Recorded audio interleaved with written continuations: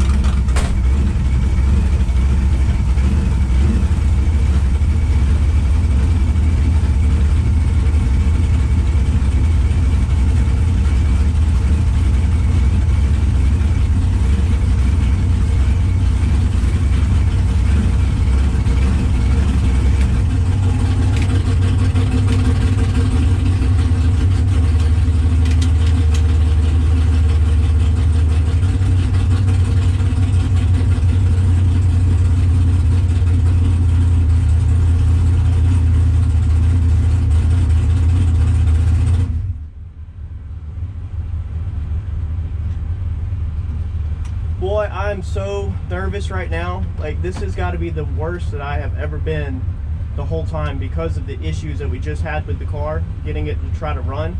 It brought back memories to the first time the car blew up, and I had all them issues, and my nerves are eating me up right now, man. I was so much calmer at Rockingham, and right now I'm just, oh my God, I just want out of this car, I feel like. And then I wasn't expecting, when we did a trans brake test, for some reason I wasn't expecting the trans brake to be on 42. So it feels a little more rowdier than I remember it. It just want to get this thing done.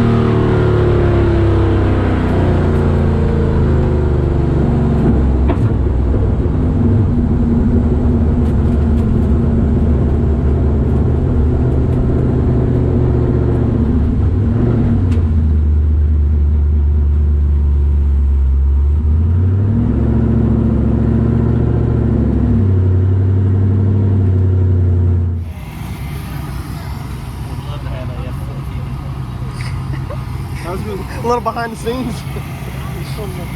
Yeah.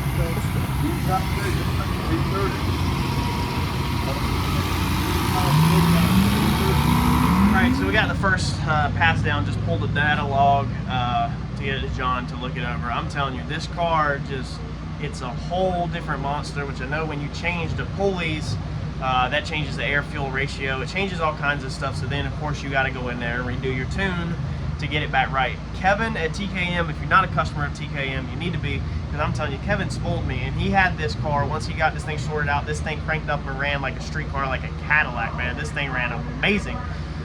We went in here and we've changed to the small pulley, so we're making more boost, and everything is whacked all up now, so it didn't want to run. At first, John got all that, John got it to run and everything, but then now when you're doing like the burnout and you go to back up on the line, then it wanted to like kind of feel like it was cut off, so I got to give it gas, and then I was accidentally giving it gas and brake at the same time trying to stop because I didn't want it to cut off. I'm paranoid I'm going to be that idiot on the starting line that your car cuts off in the middle of the track and then you're trying to crank it back up. The new battery is in my head, so it's got into my head because it don't turn over quite as fast as the old battery. So I don't know how I'm liking that because I don't like stuff in the back of my head messing with me. But it's then you're worried that if it cuts off, then crap, I'm not gonna have enough battery to crank back up, even though that's probably not it. I'm just overthinking, over paranoid and worried.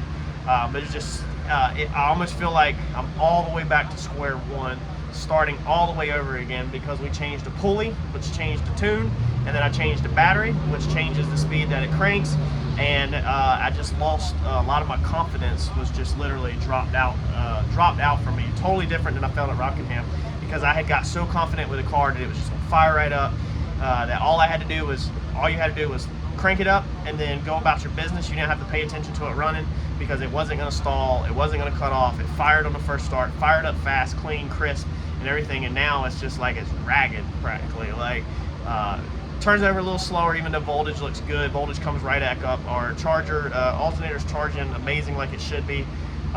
So everything's working. It's not the same. When you change batteries, that changes cranking speed sometimes, you know, if you're changing the cold cranking amps and stuff like that. And I think that other one that we just put in there is a little lower.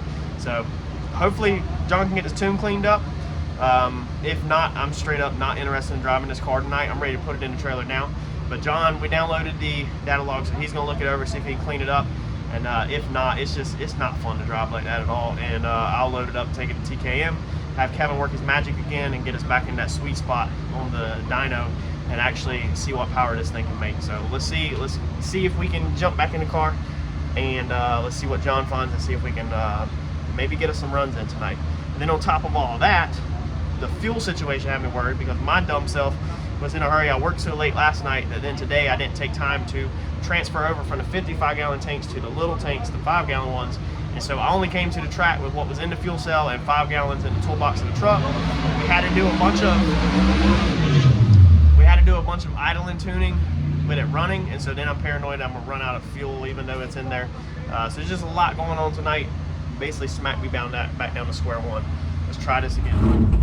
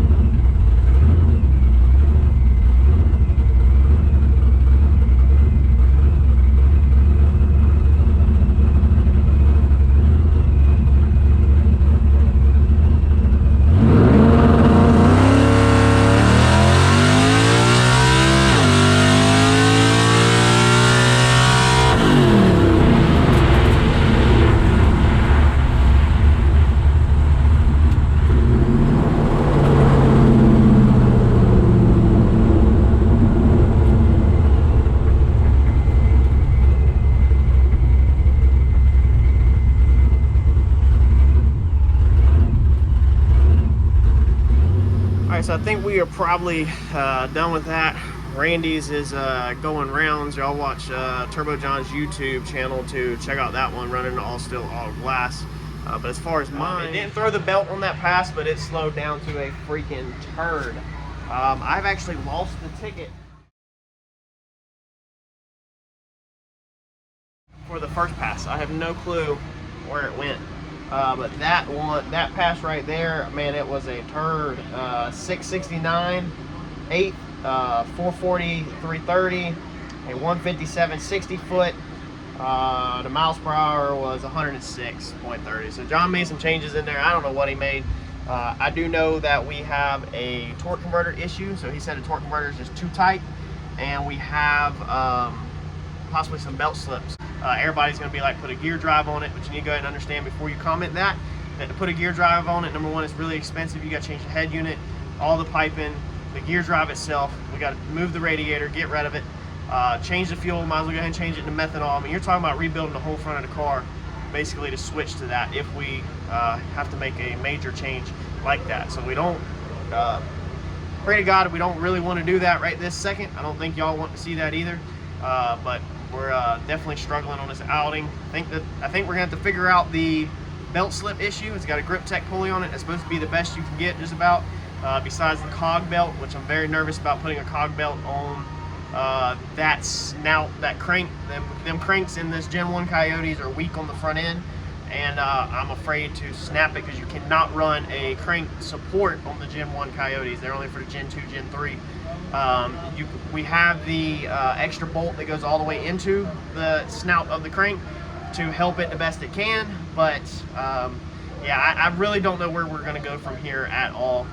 We've definitely got to get the converter sent out and get it changed. It's too tight, John said, but we've also got to figure out this belt slip issue. Once we take care of them issues, then I think it's going to boil down to it's going to need to go back to TKM probably to make sure that we can make the power possible. But I really am lost for words right now. Don't really know where we're going to go. Don't know what's about to be in store for us at all. I mean, we could slow the car down and just run laps with it, but I don't know. We're going to have to make some phone calls to find out. So smash that like button for me as a small thank you. I greatly appreciate it, y'all, and I will catch y'all in the next video. Thanks, y'all.